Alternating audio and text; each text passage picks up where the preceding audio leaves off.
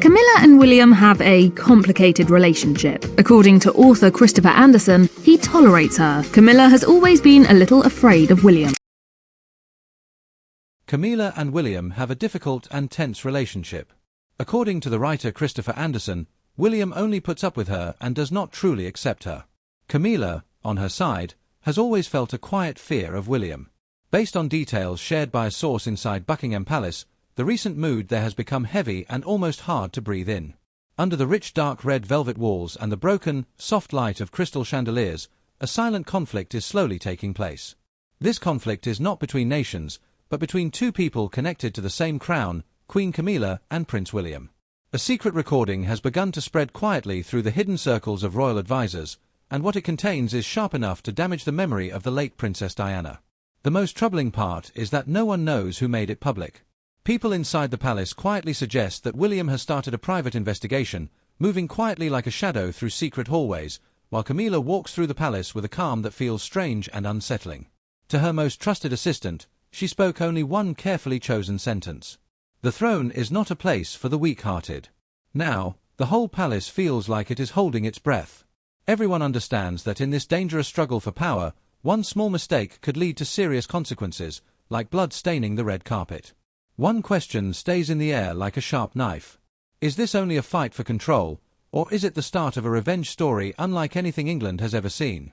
Buckingham Palace, London. It was a late afternoon in October.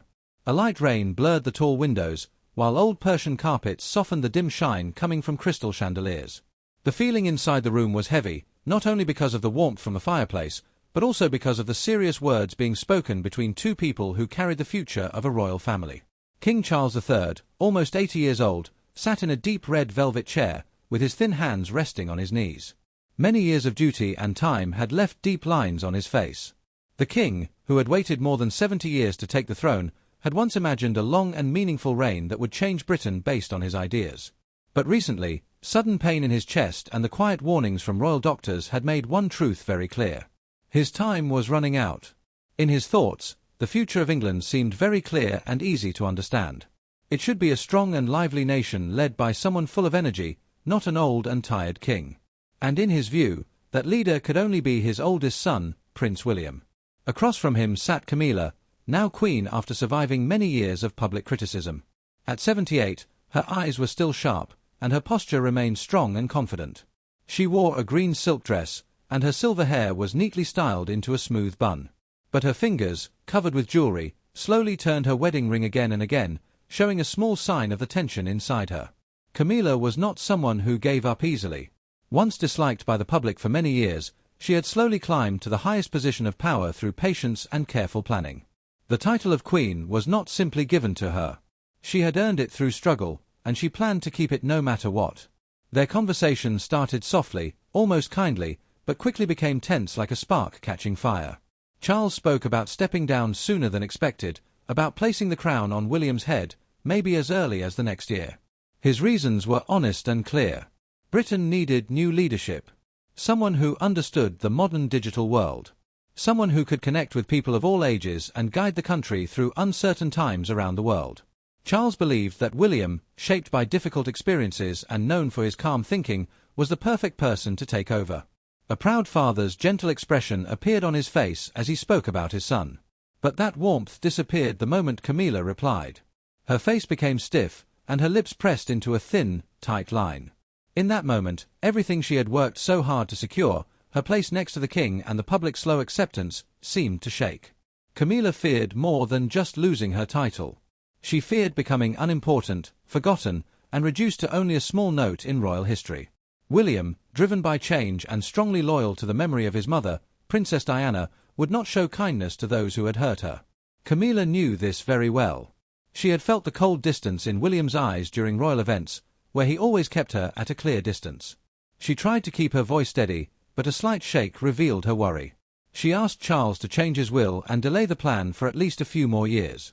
She insisted that he was still able to rule, warning that stepping down too quickly could cause problems for both the royal family and the country. But behind her words was a deeper fear, the fear of losing everything. She began to imagine the worst. William imagined himself becoming king, changing the royal court, taking away Camilla's title, and leaving her with nothing except a quiet house in the countryside and the pity of the people. Charles slowly shook his head, his voice soft but firm and steady. He could clearly see the selfish reasons behind her words. He would not let his time as king be darkened by greed. Stepping down was not only about his health.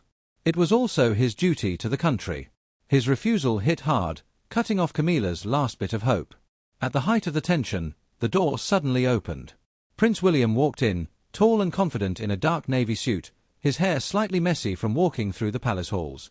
He had come to talk about a coming charity event, but the heavy silence in the room stopped him at once. William had become the steady center of the family, mixing his mother's kindness with his father's calm nature. But today, a small sign of caution showed in his blue eyes as he felt the hidden conflict in the room. At first, he stayed quiet, but he had already heard Camilla's final request to change the will. Anger grew inside him, not because he was surprised, but because it felt like an insult to the honor of the crown. He had grown up under the shadow of Diana, a woman who had given everything for love and duty.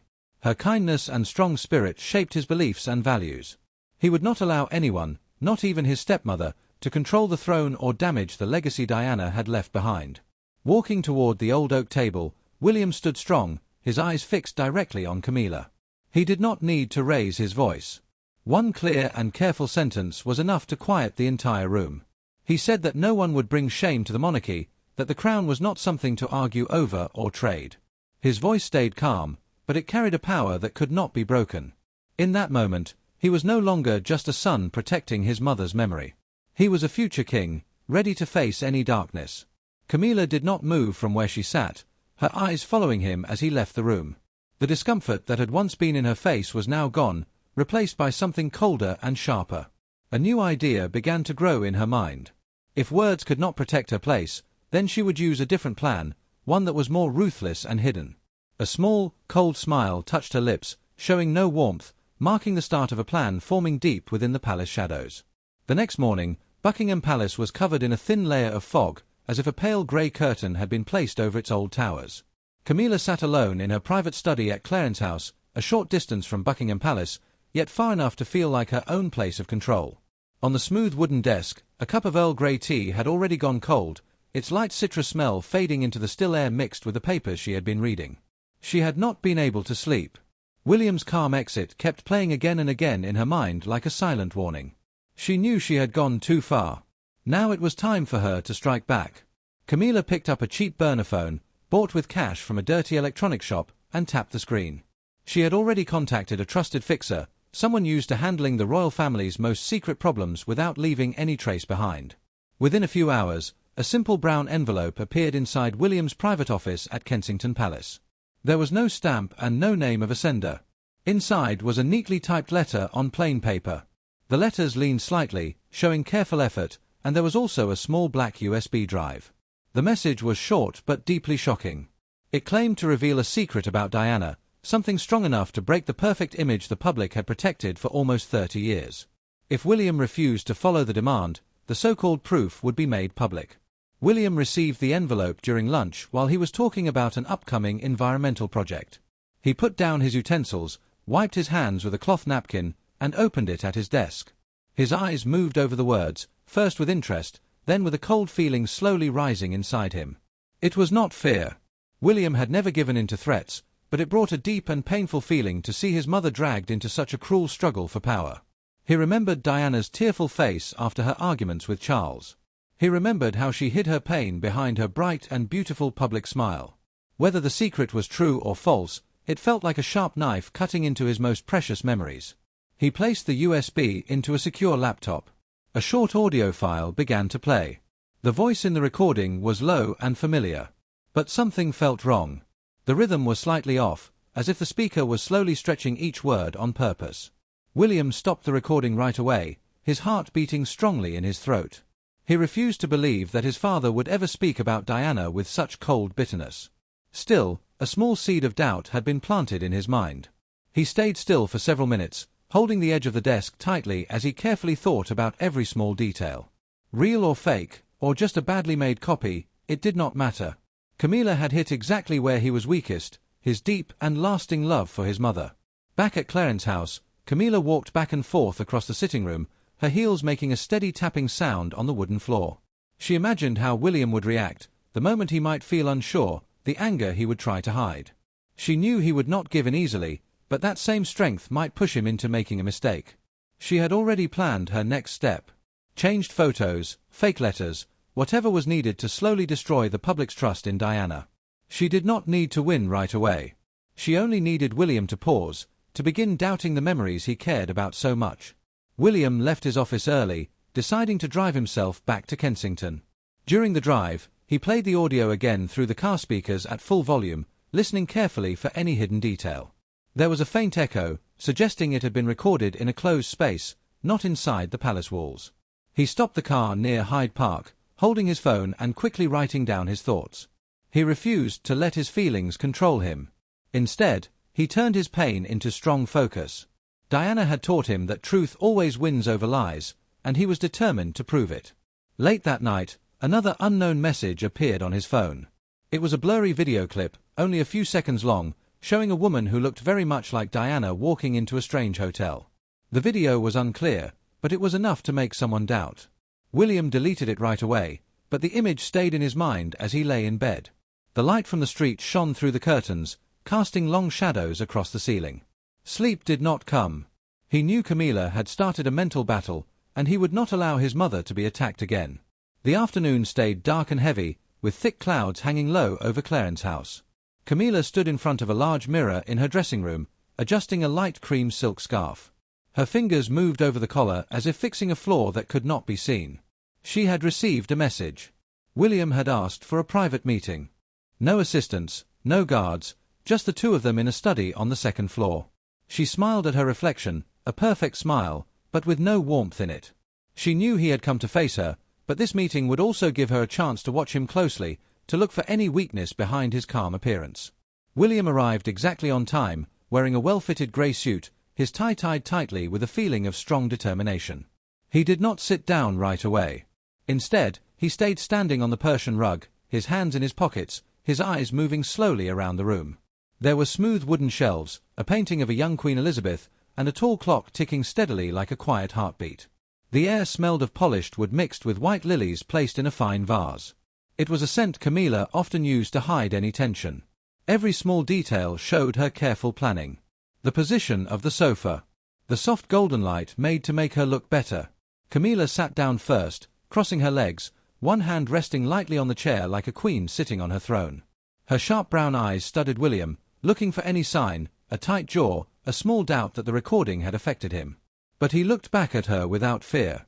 His deep blue eyes were calm and steady, like a clear sky after a storm. He stepped closer, near enough for her to notice the light scent of his cologne. It smelled of cedarwood and bergamot, the same scent Diana had once liked. A slight chill passed through Camilla, as if the memory of the late princess was still present in the air between them. William placed the brown envelope on the table between them, still unopened, and slowly pushed it toward her. Inside were copies of the recording and the threatening letter, now marked with red notes showing the mistakes and differences. He did not need to say anything. The action alone showed that he had discovered the truth. Camilla stayed calm, only slightly tilting her head, her silver hair catching the soft light. She could feel the pressure he was putting on her. It was not loud anger, but something much more unsettling, a quiet and unbreakable force. A sudden understanding flashed through her mind. He was more like Diana than she had ever accepted, carrying that same quiet strength that made his enemies uneasy. The meeting lasted no more than 10 minutes, with every second feeling like a careful move in a game of chess. William stood steady, his eyes fixed on Camilla, giving a silent warning. Any effort to damage Diana's legacy would be answered with equal strength. Camilla kept her calm face, though a small tension appeared, her lips tightening as he turned to leave. She watched him go, his figure fading beyond the heavy wooden door. The sound of it closing echoed like the final hit of a judge's hammer. Fear would not defeat him. He had turned his pain into power. She needed something stronger, something impossible to deny, a piece of proof that no one could question. That evening, Camilla sat again in her private study, the desk lamp throwing long shadows across the walls. In front of her, a slim black laptop gave off a soft glow, showing an unfinished email written to an unknown contact. She typed the final order. Improve the original recording. Make Charles S. voice impossible to tell apart from the real one. Add details about Diana, enough to make the public believe it. Her finger paused for a moment over the touchpad, the cursor resting on the send button. She imagined William receiving the changed proof, even beginning to doubt his own memories. Then she clicked. The soft sound of the message being sent filled the quiet room like the loading of a gun. At the same time, at Kensington Palace, William lay awake, the moonlight passing through the curtains and laying pale lines across the floor. He replayed the meeting in his mind, thinking carefully about every detail of Camilla's actions. She had not denied anything, and she had not admitted anything. She had only watched and listened. That alone made him more alert. She would not stop with threats. She would go further. Sitting up, he opened his laptop and searched for the best and most trusted audio experts in London, people skilled in changing voices. A list appeared, and he saved the top 3 choices. He would not wait for her next step. He would move first. Camilla turned off the lights and stepped out onto the small balcony. The night air felt cold against her skin. Still, she did not react. Looking out at the distant traffic, the red lights glowing like small fires, she reminded herself that she still had the upper hand. Time, connections, and resources were still hers to use. The next recording would decide everything, forcing William to give in. A smile appeared on her face, this time real, though still cold and firm. The conflict had moved into a new phase, and she planned to be the one who won. In his dark room, William closed his laptop and walked toward the window, looking out over the same quiet city. There was no fear in him, only readiness. When the next piece of evidence arrived, he would be prepared to break apart every lie. On Wednesday morning, London was still wet from the rain the night before, with puddles shining along the stone paths leading to Buckingham Palace. Camilla left Clarence's house early, sitting in the back of a polished black Bentley with the curtains pulled shut. She wore a light brown wool coat and held a thin iPad in her hands. Its screen glowed with a newly changed audio file, carefully edited in a hidden studio in the East End. The voice now sounded smoother, mixed with fake pauses and ending with a soft, mocking laugh. Details made to sound like a private talk that had been exposed. She played it again, her wireless earbuds sending the sound straight into her ears. A small nod followed. She was pleased. Technology had turned a lie into something that sounded real. She did not release the recording herself. Instead, she arranged a quiet leak. A trusted member of the Privy Council received an anonymous email from a temporary account. The file was attached with a short message. Listen before it is too late. Within hours, the recording spread through private inboxes. Men in grey suits sat in wood-covered offices, their faces growing serious as they listened. Quiet whispers moved through government halls, slowly reaching reporters who followed the royal family. By midday, the hashtag royal leak was trending on social media, though no one dared to share the audio openly. William's private secretary was the first to inform him. As he listened, the voice sounded clearer, sharper, and filled with more cruelty. The insults aimed at Diana flowed so naturally that he stopped speaking halfway through a sentence. He noticed a small change. The way the word darling now stayed longer, perfectly copying his father's usual tone. But something was not right. A faint clicking sound appeared exactly at 12 seconds. It was a clear sign of digital editing. He did not panic. Instead, he moved into careful thinking. Sitting at the oak desk in his study, William opened professional audio software he had used before for charity work. The sound waves showed up on the screen, revealing uneven spikes in the middle sound range. He zoomed into the part between 08 and 012. Overlapping tracks clearly showed it had been changed, but to prove it fully, he needed an expert.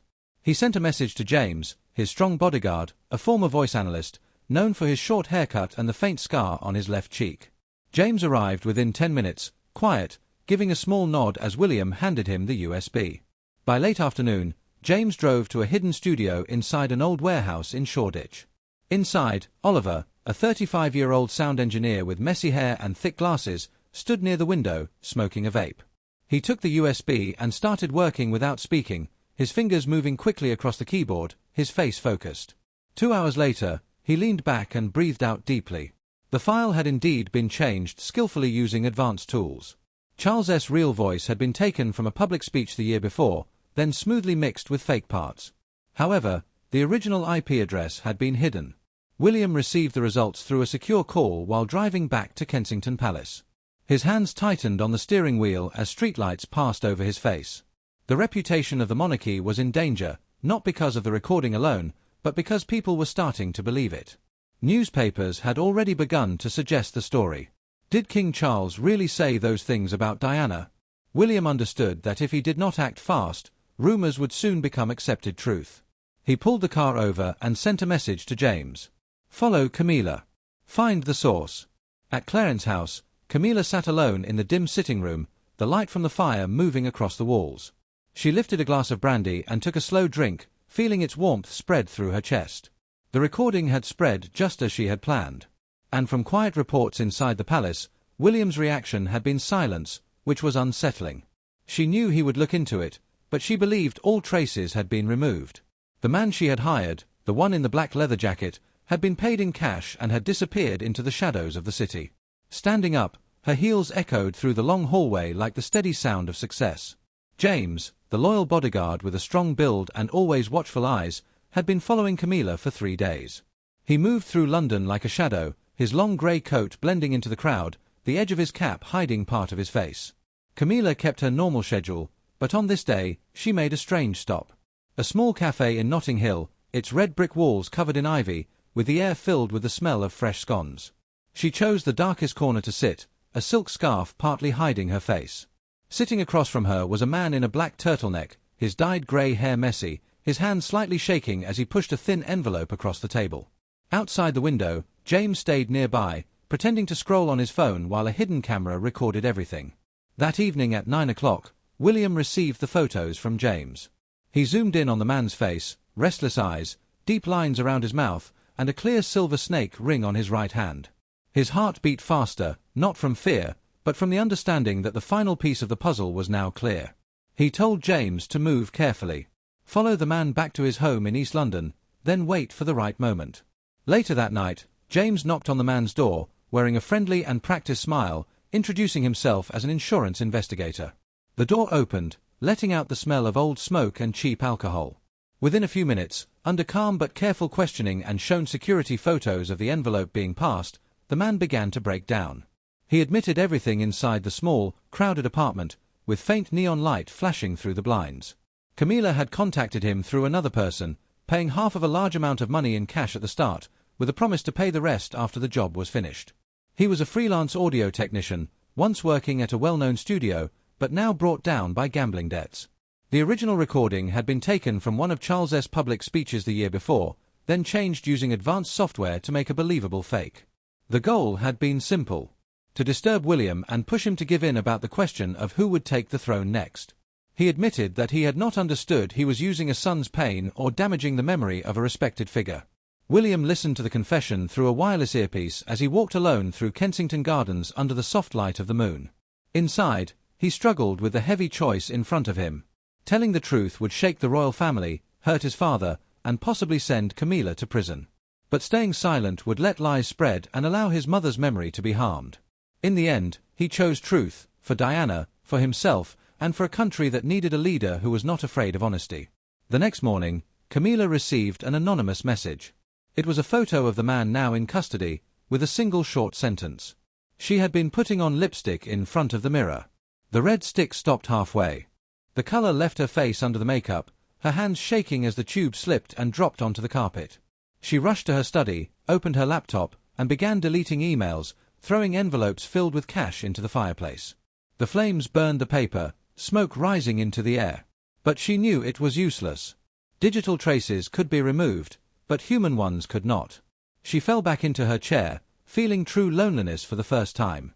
No friends left, no way to escape. William carefully gathered all the proof: the original audio file, Oliver's detailed analysis, the signed confession, and the camera footage from the cafe. He placed everything into a small wooden box, locked it, and carried it to his father's private room in Buckingham Palace. Charles sat near the window, the autumn sunlight lighting his white hair. He asked no questions and quietly looked through each document. His hands shook as he listened to the fake recording. Tears rolled down his face, but his expression grew firm with determination. He pulled William into a strong embrace, the first in many years, as if trusting him not only with the crown, but also with his heart. Camilla made one last attempt to contact the only person she had left, but the call was not answered. She stood by the window at Clarence's house, watching the busy city below. Feeling like everything was closing in around her, she understood that William now had the advantage, and she had nothing left to fight back with. The false story she had built was falling apart, pieces breaking away like leaves in autumn, showing the hard truth underneath. William left Buckingham Palace, walking more lightly. He stopped beside a small lake in the gardens, throwing a small stone into the water and watching the ripples spread out. A slight smile appeared on his face, the look of someone who knew he had made the right choice. Justice was never easy, but it was always worth the price. London was covered in a soft layer of mist as warm golden sunlight passed through the old oak trees in the grounds of Buckingham Palace. The Royal Council Room had been prepared since early morning. Members of the Privy Council sat straight in velvet chairs, their faces serious, though a quiet tension showed in their eyes. In the centre sat Charles, a simple crown placed beside him as a sign of duty. Camilla sat slightly apart, wearing a grey silk dress, her hair neatly styled, her makeup hiding the tiredness under her eyes. Her posture stayed straight, but her hands held together in her lap shook slightly like leaves in a light wind. William entered through a side door carrying a small wooden box, the keeper of the truth. He placed it carefully on the main table and unlocked it with a thin silver key. One by one, he took out what was inside with careful control, the original audio file, the detailed analysis, the signed confession, and the camera footage from the cafe. Each piece was set down quietly, but their presence seemed to shake the room. Charles leaned forward, his hands shaking as he looked at the documents, silent tears falling down his face. He did not look at Camilla, but the feeling in his eyes said everything, both the pain of being betrayed and the strong will of a king. Camilla tried to stay calm, but her lips moved slightly as the fake recording was played again. Its once powerful voice now stood as clear proof against her. She looked around the room, hoping to see someone support her, but found only cold silence. Then her partner, the man in the black turtleneck, was brought in through a back door, his face pale and his wrists locked in metal cuffs. He kept his head down, unable to look at the king. In that moment, Camilla felt that everything she had built, her title, her power, and the weak respect she had gained, fall apart into nothing. Charles slowly stood up, steady and firm. He placed his hand on William's shoulder, a simple action, but one filled with deep meaning and history. The decision was not spoken loudly, but written clearly in an official order. Camilla was removed from all her titles, her rights, and her royal homes. Those who had supported her would also be investigated. Camilla stood up, her heels hitting the marble floor with empty sounds as she walked away. She did not look back, even though her shoulders shook like the last leaf holding onto a tree. She left London quietly, taken in a black car to a small cottage in the countryside of Wiltshire. There, she sat by the window, watching the moonlight move across the fields of barley like shining gold. The rings with jewels and fine silk clothes were gone, replaced by a quiet and simple life, soft like a cool autumn wind. She drank herbal tea, its bitter taste staying in her mouth. Yet for the first time in many years, she felt a strange kind of peace, as if the heavy weight of power had finally been taken away. William returned to Kensington Palace at midnight. Taking off his coat, he hung it neatly before walking onto the balcony. The city spread out before him, its lights shining like stars across the ground. He placed his hands on the cold stone edge and softly said into the night, "Mother, I did it." The wind answered with the sound of leaves moving, like a faraway hug. Light had defeated darkness, not with force, but with the quiet power of truth and honesty. Share your thoughts with us in the comments section. Remember to like, share, and subscribe for more. Also, click the next video showing on your screen. You might enjoy it.